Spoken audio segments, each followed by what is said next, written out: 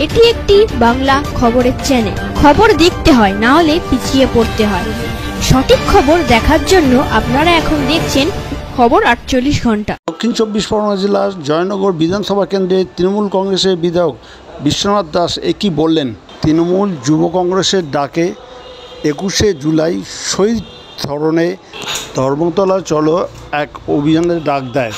সেই অভিযানে প্রস্তুতি সভা হয় রবিবার দিন জয়নগর এলাকায়।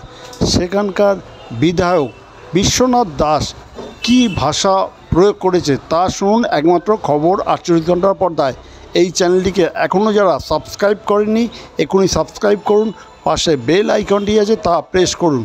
বিধায়ক শিক্ষক বিশ্বনাথ দাস মঞ্চে দাঁড়িয়ে একই ভাষা বললেন তা শুনুন একমাত্র খবর 48 ঘন্টার পর্দায়। শুনে নিন তিনি কী বলেছেন।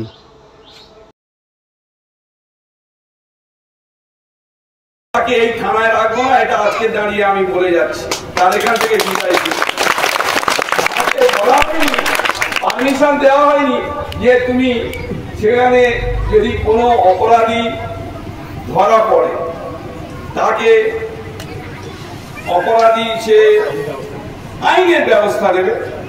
তাকে মারার অধিকার তো কেউ দেয়নি, মারার অধিকার তো কেউ দেয়নি। যদি কোনো সোয়ালের বাচ্চা মারে, আজকের এখানে দাঁড়িয়ে বলে যাচ্ছি সেই সোয়ালের বাচ্চার ব্যবস্থা আমি নেবো, আপনাদের নিতে হবে না, আমি ব্যবস্থা করে দেবো সেই সোয়ালের বাচ্চা। এটুকু বলা